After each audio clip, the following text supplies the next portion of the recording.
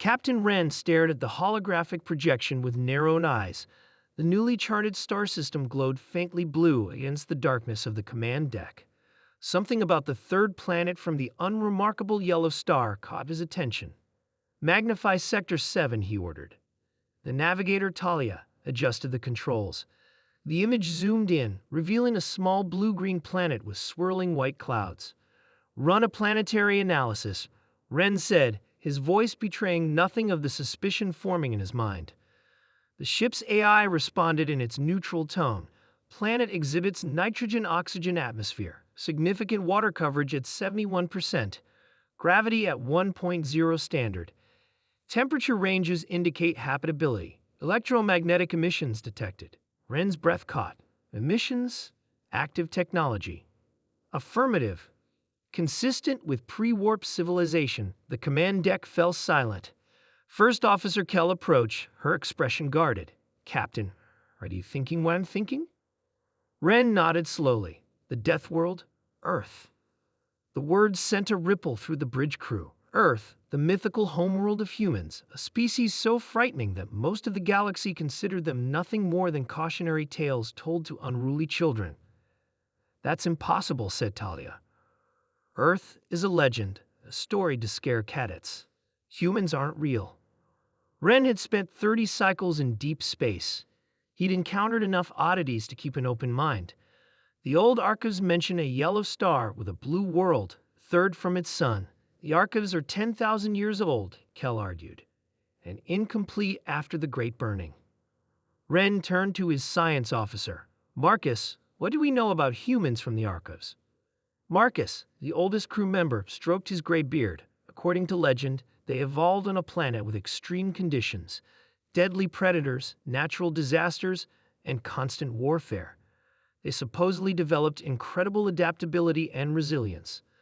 "Myths," scoffed the security chief Drav. "No species could survive such conditions."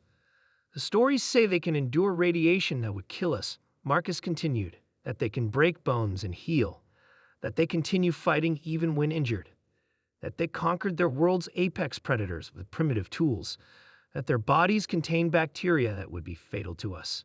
Kell crossed her arms. "Even if such creatures existed, why haven't we encountered them in all our explorations?" "Perhaps we have," Wren said quietly. "Remember the incident at Proxima Station? The lone trader who survived 3 weeks without water. Officials claimed it was a miracle. Or the mercenary on Vega Prime who continued fighting with a pierced lung," added Marcus. "The medics couldn't explain it." Trav straightened, his hand instinctively moving to his weapon. "Captain, if this is Earth and humans are real, we should report to command immediately. The protocols for first contact won't apply." Wren interrupted. "If the stories are true, humans aren't just another species. They're potentially dangerous beyond our comprehension." The bridge fell silent as the implications sank in. Wren studied the planet again. It looked so peaceful from this distance. Blue oceans, green and brown land masses, swirling white clouds. Hard to believe it could harbor monsters. "We need more information," he decided. "Prepare a stealth probe. No contact, no signals. Complete planetary scan only." The probe launched silently, disappearing into the darkness of space. Hours later, it began transmitting data. The command crew gathered around the holographic display as images appeared. Cities sprawled across continents. Vehicles moved along organized routes. Aircraft traversed the skies. Massive ships crossed oceans, all evidence of a thriving technological civilization. "Zoom in," Wren ordered. The image focused on a city, and there they were, bipedal beings moving purposefully through their constructed environment.